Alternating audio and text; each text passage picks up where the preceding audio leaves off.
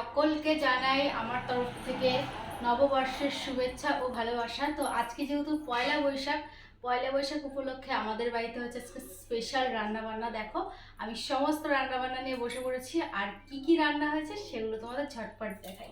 আর মাম দেখো এখান থেকে তোমার টিফিন কারির থেকে দই খাওয়া স্টার্ট করে দিয়েছে। তো এই দেখো প্রথমে দেখাই, এটা হচ্ছে মা সকালে করেছে। আজকে মোটামুটি সবাই রান্না করেছি। এটা লাটা মাছ দিয়ে লাউ দিয়ে করেছে এখানে। আর এই যে এর মধ্যে রয়েছে মাটন, এই দেখো এটা করেছে বাবা। আর মাটন তো আমি খাই না, মাম্মা খুব ভালো খায়। এদিকে আসো, মাম্মা খুব ভালো খায় আর বাবা খায়। আর আমার আর মায়ের জন্য করেছি এই দেখো চিকেন এক কড়াই। দেখো এখনই পড়ে যেত দেখাতে গিয়ে। কালকে দই এনেছিল, তো দইটা টিফিন কারিতে মা রেখে দিয়েছে।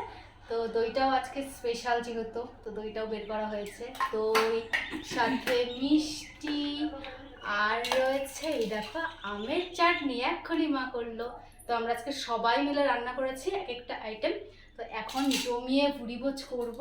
তো চলো খেয়ে নিই। আর তোমাদের কার কার বাড়িতে এই পয়লা বৈশাখে ভালো মন্দ খাচ্ছ তোমরা অবশ্যই কমেন্টে জানাবে। আর বাঙালি মানেই ভুরিভোজ, ভালোভাবে একদম পেট ভরে খাওয়া দাওয়া। তো চলো আমরা এখন খাওয়া দাওয়া সেরে নিই। বাই।